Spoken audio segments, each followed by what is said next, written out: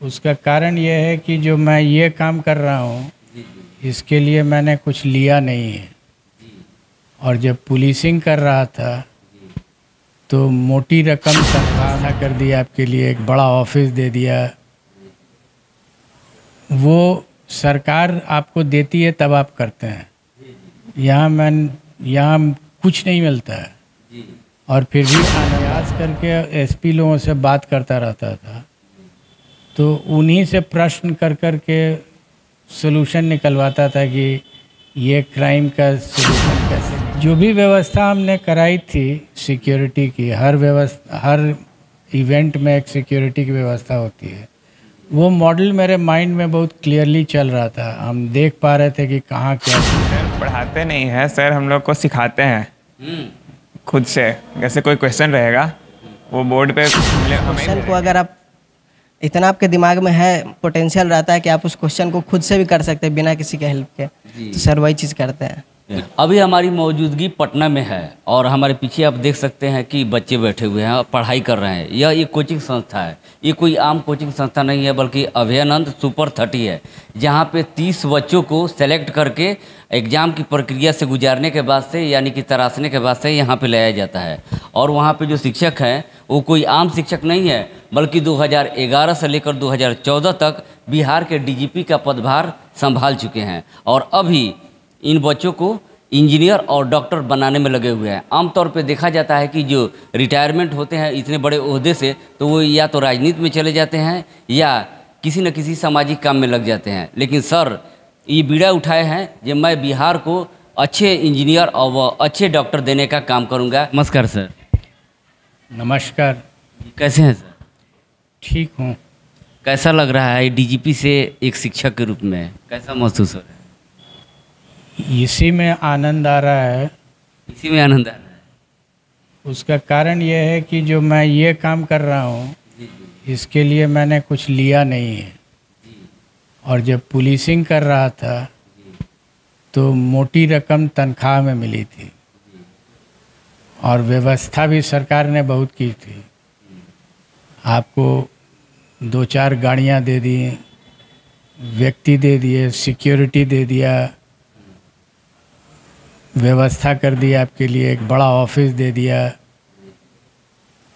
वो सरकार आपको देती है तब आप करते हैं। यहाँ कुछ नहीं मिलता है और फिर भी आनंद आता है पढ़ाने में। मतलब आनंद संतुष्टि है इसी में है। तो सर ये कैसे ख्याल आया काम करते वक्त कि हमें बच्चों को शिक्षा के क्षेत्र में ले जाए? आमतौर पे देखा जाता है कि राजनीति में इन्वॉल्व हो जाते हैं, क्योंकि इतना बड़ा पद आप संभाल चुके हैं, राजनीति में चले जाते हैं या समाज सेवा में किसी न किसी फील्ड में निकल जाते हैं। लेकिन आप इन बच्चों को, गरीब बच्चों को जो इंजीनियर और डॉक्टर बनाने का बीड़ा उठाए। ये आइडिया तो अपने बच्चों को पढ़ाने के ही माध्यम से आया, क्योंकि जब हमने उनको पढ़ाया और दोनों आईआईटी चले गए और दोनों लाइफ में आगे चले गए, अपने अपने पैर पर अच्छे ढंग से खड़े हैं, तो ये लगा कि क्यों नहीं जो हमने उनको पढ़ाने में मेहनत की है उतना ही अगर इनके लिए भी कर दिया जाए तो ये भी अपना रास्ता पकड़ लेंगे।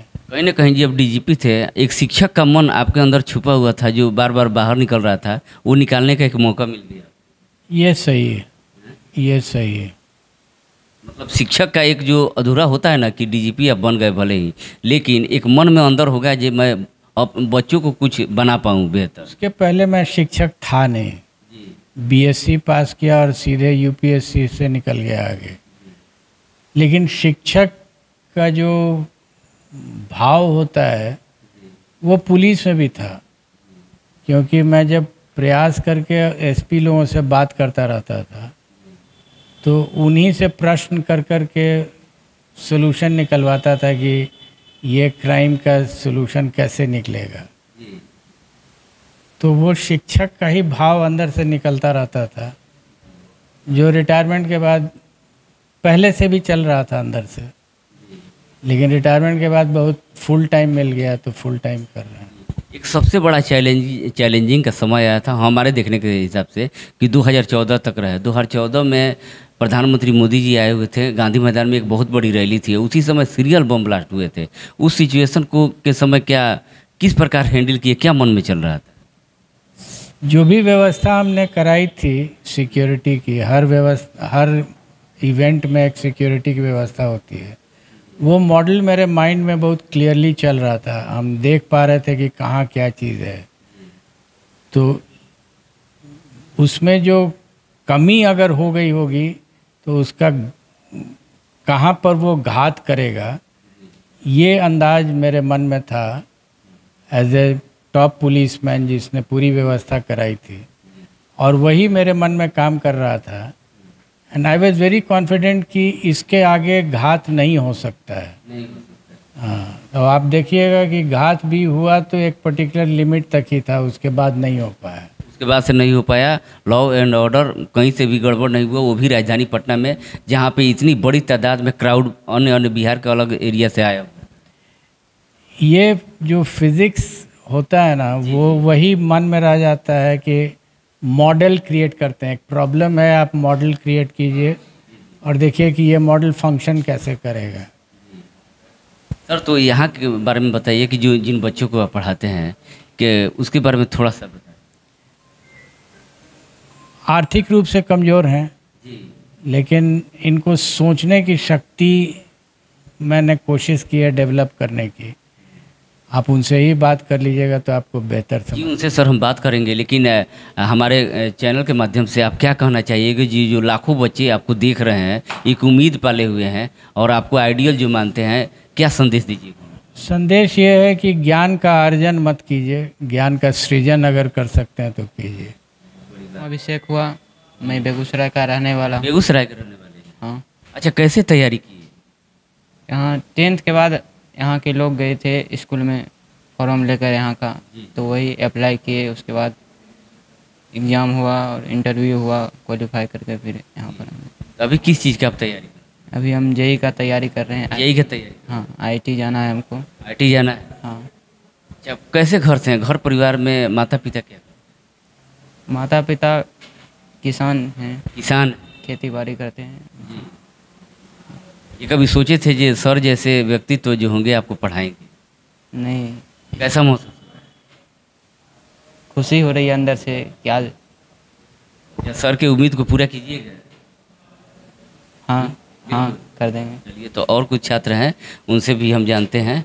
इस साइड भी बाबू आप खड़े हो जाइए। क्या नाम होगा? अभिज्ञान चौबे। अविनाश चौबे? अभिज्ञान चौबे। अभिज्ञान चौबे जी। किस चीज़ का तैयारी कर रहे हैं? जी। जेई का तैयारी कर रहे हैं। तो बताइए कि आप इसका प्रिपरेशन कैसे किए और कैसे यहाँ पे पहुँचे? यहाँ पे 3 टेस्ट होता है, 3 फेज में टेस्ट होता है। पहला जहाँ जिला वहाँ पे होता है, सेकेंड टेस्ट यहाँ पे आके देना होता है, और थर्ड टेस्ट इंटरव्यू होता है। फिर इंटरव्यू क्वालिफाई करने के बाद में यहाँ पे आना होता है। उसके बाद से यहाँ पे सिलेक्शन हो जाता है? यस। अच्छा, यहाँ की व्यवस्थाएं के बारे में बताइए, कैसी व्यवस्था है? व्यवस्था बढ़िया है, पढ़ाई बढ़िया है। मोबाइल से कोई सुनने में आया, बता रहे थे लोग कि मोबाइल से यहाँ पे दूरी बरती जाती हाँ, मोबाइल से यहाँ पे दूरी होता है। मोबाइल रखने के अलावा नहीं होता है। है? मोबाइल का बिल्कुल अलाउ नहीं? नहीं। घर पे आप लोग कैसे कम्युनिकेशन करते हैं, बातचीत कैसे करते हैं? यहाँ के मतलब कि सर लोग हैं, बात करा देते हैं। सर लोग बात करा देते हैं, लेकिन बिल्कुल गुरुकुल जैसा है। खाना पीना, कपड़ा लता धोना, उसका कैसे है? सब अपना करना होता है, मतलब कि ऊपर में खाना पीना हॉस्टल से मिलता है। हॉस्टल से मिल जाता है?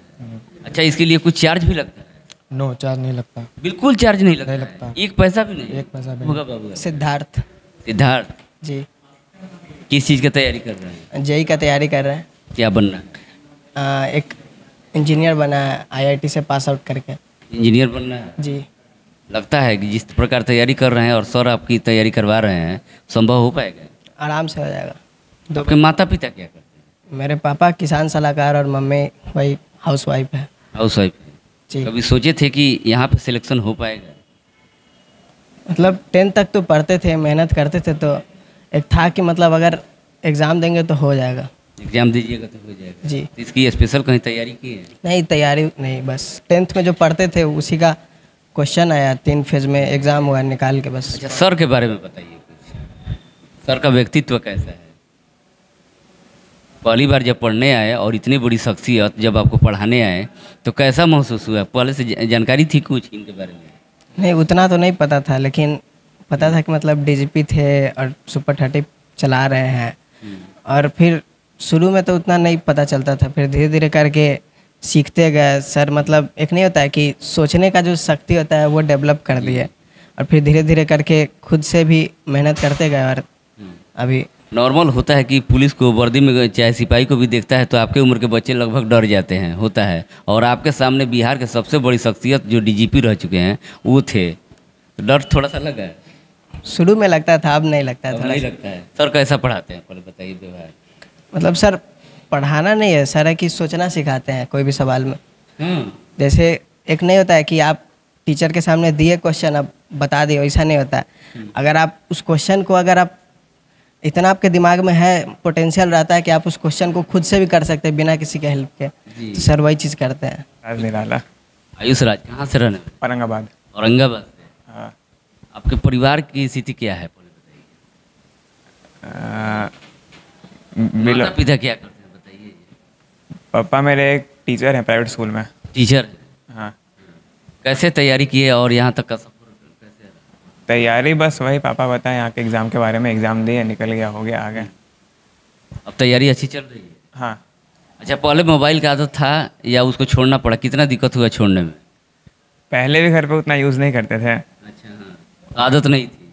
नहीं। आसानी से छूट गया? हाँ। अब दिक्कत नहीं होती है? नहीं। छुट्टी में घर जाते हैं तो और बच्चों को देखते होंगे तो होता होगा ना जे हाँ, वो भी चलाएं। छुट्टी में सर के बारे में बताइए, कैसे पढ़ा?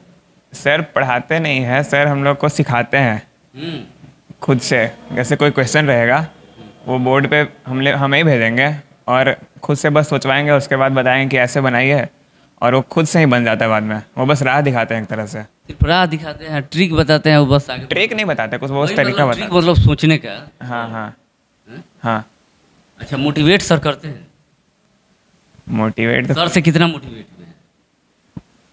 सर से हम्म, सर से यही मोटिवेशन मिला कि एज बस एक नंबर है। जब वो उतने से पढ़ा सकते तो हम इतने से पढ़ क्यों नहीं सकते हैं। वाह, बहुत अच्छी बात है कि यहाँ पे आप एग्ज़ाम निकालिए। 3 फेज़ का एग्ज़ाम होता है और एग्ज़ाम निकालने के बाद से यहाँ पे आप बिल्कुल फ्री ऑफ कॉस्ट यहाँ पे पढ़ाई कर सकते हैं। और सर जैसे व्यक्ति तो जब आपको पढ़ा रहे हैं तो इसमें कहने वाली कोई बात ही नहीं है। तो यदि आप भी जेई और नेट का सपना पाले हुए हैं, गरीबी इसमें थोड़ा सा भी बाधा बनने वाली नहीं है। बस आपको प्रिपरेशन करना है, तैयारी करना है, और जो इनके क्राइटेरिया है उसको पूरा करके एग्ज़ाम देकर यहाँ पे सेलेक्ट हो जाना है। और सेलेक्ट होकर आप अपने सपनों को पूरा कर सकते हैं। जितनी भी जानकारी डिटेल्स हैं आपको अपडेट की जाएगी और स्क्रीन पे भी नंबर भी डाला जाएगा। फिलहाल यह वीडियो आप सभी को कैसा लगा? तब तक के लिए जय हिंद, जय भारत।